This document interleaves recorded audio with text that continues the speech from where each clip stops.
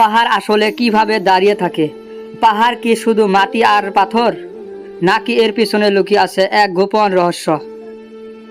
আজ আমরা জানব পাহাড় নিয়ে এমন কিছু তথ্য যা কোরআনে বলা হয়েছিল 1400 বছর আগে, আর বিজ্ঞান তা আজ আবিষ্কার করছে। যে পাহাড়কে আপনি ভাবেন নিশ্চল, শক্ত, নির্বাবক, সেই পাহাড়েই পৃথিবীর ভারসাম্য ধরে রাখে প্রতিনিয়ত।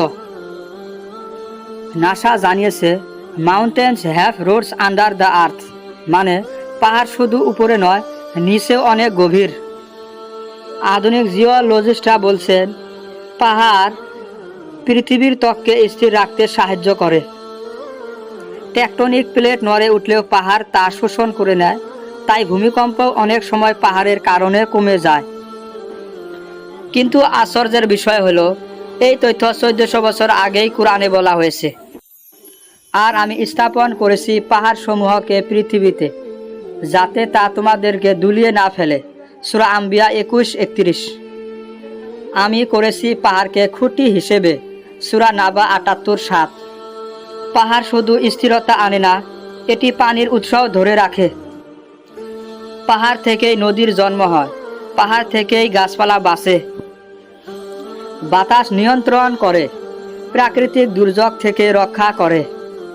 কিন্তু মানুষ আজ সেই পাহাড় কেটে নিচ্ছে, গাছ ফেলে, মাটি সরিয়ে পৃথিবীর ভারসাম্য নষ্ট করছে। ফলাফল বন্যা, ভূমিধস, ভূমিকম্প বারবার বাড়ছে। 2015 নেপালের ভূমিকম্প ছিল এমন ধ্বংসের একটি ফল। ইসলাম কি বলে এই পাহাড় নিয়ে?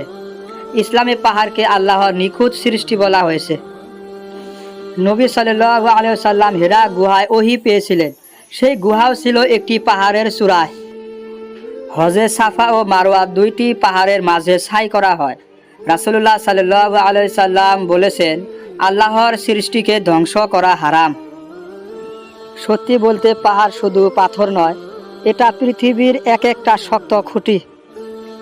আজ বিজ্ঞান যা বলছে, কোরআন তা বহু আগেই বলে দিয়েছে। এই মিল আমাদের ঈমানকে আরও দৃঢ় করে আর প্রমাণ করে ইসলাম কখনো বিজ্ঞানের বিরুদ্ধে নয়। বন্ধুরা, প্রকৃতিকে ভালোবাসুন, পাহাড়কে রক্ষা করুন।